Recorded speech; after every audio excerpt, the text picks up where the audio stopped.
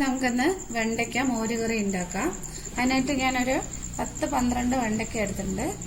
അതിൽ ഒരു പാൻ വെച്ചിട്ടുണ്ട്. അതിൽ കുറച്ച് എണ്ണ ഒഴിച്ചു. അതിലേക്ക് ഞാൻ വെണ്ടയ്ക്ക നന്നായി വഴറ്റിയെടുക്കുക.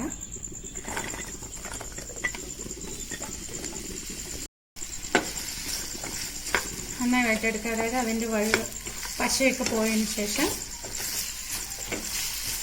പശ പോകുന്നത് വരെ വഴറ്റിയെടുക്കുക. വെണ്ടയ്ക്ക നന്നായി വഴണ്ട് കിട്ടിയിട്ടുണ്ട്. അതിൻ്റെ പശയൊക്കെ പോയിട്ടുണ്ട് നന്നായിട്ട്. ഞാൻ ഇറക്കി വെച്ചു. അടുത്തൊരു കടായി വെച്ചിട്ടുണ്ട്. അതിലേക്ക് ഞാൻ കുറച്ച് വെളിച്ചെണ്ണ ഒഴിച്ചു.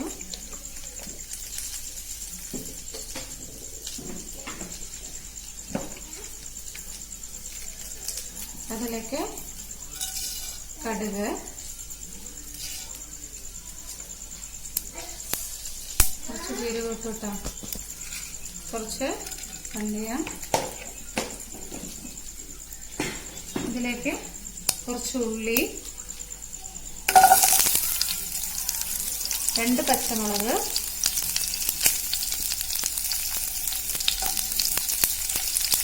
ഒരു ചെറിയ കഷ്ണം ഇഞ്ചി, ഒരു 3 വറ്റൽമുളക്. ഇത് നന്നായി വഴറ്റിയെടുക്കുക.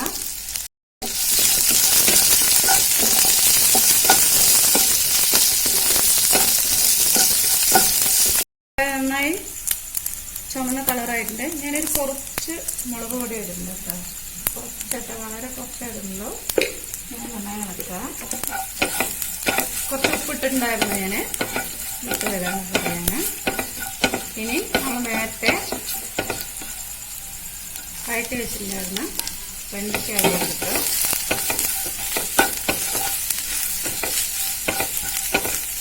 ഇതിനകത്തേക്ക് ഞാനൊരു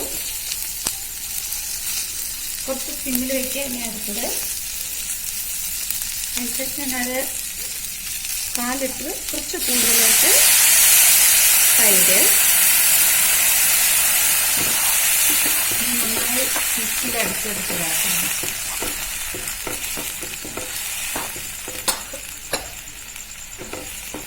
വെണ്ടയ്ക്ക മോരുകറി റെഡി ആയിട്ടുണ്ട്. അതിൽ ഞാൻ കറിവേപ്പില ഇട്ടിട്ടുണ്ടായിരുന്നു. ഞങ്ങളത് ചെയ്ത് നോക്കുക. കുറച്ച് വെറൈറ്റി ആയ ഒരു കറിയാണ്. നല്ല ടേസ്റ്റ് ഉണ്ട്. അപ്പോൾ നിങ്ങൾ ചെയ്ത് നോക്കുക.